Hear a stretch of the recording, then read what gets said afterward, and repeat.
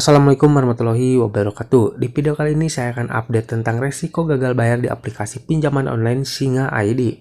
Seperti yang kalian ketahui ya, untuk aplikasi pinjaman online Singa ID ini adalah aplikasi pinjaman online legal yang resmi terdaftar di OJK. Dan untuk diisi lapangan dari aplikasi pinjaman online Singa ID itu, kalau sebelum-sebelumnya tuh hanya di daerah Jabodetabek saja ya, khususnya di daerah Tangerang nih, karena untuk kantor dari aplikasi pinjaman online Singa ID ini berada di daerah Tangerang ya, jadi kemungkinan untuk diisi lapangan dari Singa ID di daerah Tangerang itu sudah cukup merata ya. Nah, lalu bagaimana nih untuk wilayah di luar Jabodetabek? Apakah untuk diisi lapangan dari Singa ID ini sudah ada atau mungkin masih belum ada ya? Kalau sebelumnya mungkin untuk diisi lapangan dari aplikasi Singa ID di luar Jabodetabek itu tidak ada ya. Namun untuk sekarang di waktu-waktu menjelang akhir tahun tuh sudah ada bermunculan lah diisi lapangan dari aplikasi Singa ID ya. Karena mungkin efek dari akhir tahunnya atau menjelang akhir tahun tuh, karena pasti kalau menjelang akhir tahun tuh identiknya dengan tutup buku. Jadi mereka akan lebih gencar lagi karena mereka juga mungkin mengejar target ya di perusahaannya. Jadi mereka akan lebih gencar lagi untuk menagih tagihan kepada debitur yang mengalami keterlambatan.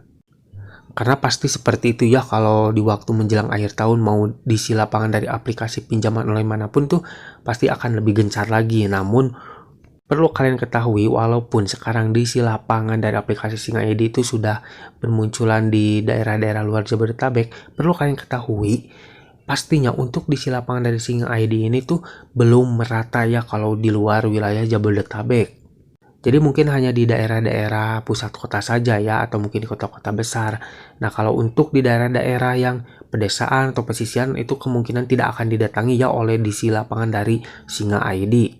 Dan ini juga ada salah satu komentar dari salah satu viewers di channel YouTube saya, bahwasanya dia tuh sudah didatangi oleh diisi lapangan aplikasi Singa ID dan untuk keterlambatannya tuh baru 2 bulan ya. Dan berikut adalah komentarnya. Jogja kemarin saya didatangin, galbay 2 bulan. Nah, di sini sudah cukup jelas ya bahwasannya untuk diisi lapangan dari aplikasi Singa ID itu sudah bermunculan di daerah-daerah luar Jabodetabek. Dan yang seperti saya bilang tadi ya, pastinya ini untuk diisi lapangannya itu hanya di pusat-pusat kota saja, belum menjangkau ke daerah-daerah pedesaan ataupun pesisian. Jadi buat kalian yang sekarang mengalami gagal bayar di aplikasi Singa ID, jangan terlalu ketakutan atau kepanikan akan didatangi oleh diisi lapangan. Apalagi nih buat kalian yang mungkin daerahnya itu kayak di pesisian atau pedesaan, kalian yakin deh kalian tidak akan didatangi oleh diisi lapangan dari aplikasi Singa ID ya. Karena untuk diisi lapangan dari Singa ID itu di luar Jabodetabek masih random atau belum merata ya, walaupun ada sekarang yang pernah didatangin oleh diisi lapangan, dan pastinya itu lokasinya itu di pusat kota ya. Jadi diisi lapangan dari aplikasi Singa ID itu belum merata di tiap-tiap lokasi di luar Jabodetabek ya tentunya. Nah, selain dikunjungi oleh diisi lapangan, tentunya kalian juga akan mendapatkan teror-teror lewat media komunikasi ya, atau mungkin kayak peringatan-peringatan yang dikirimkan melalui pesan WhatsApp ataupun juga SMS.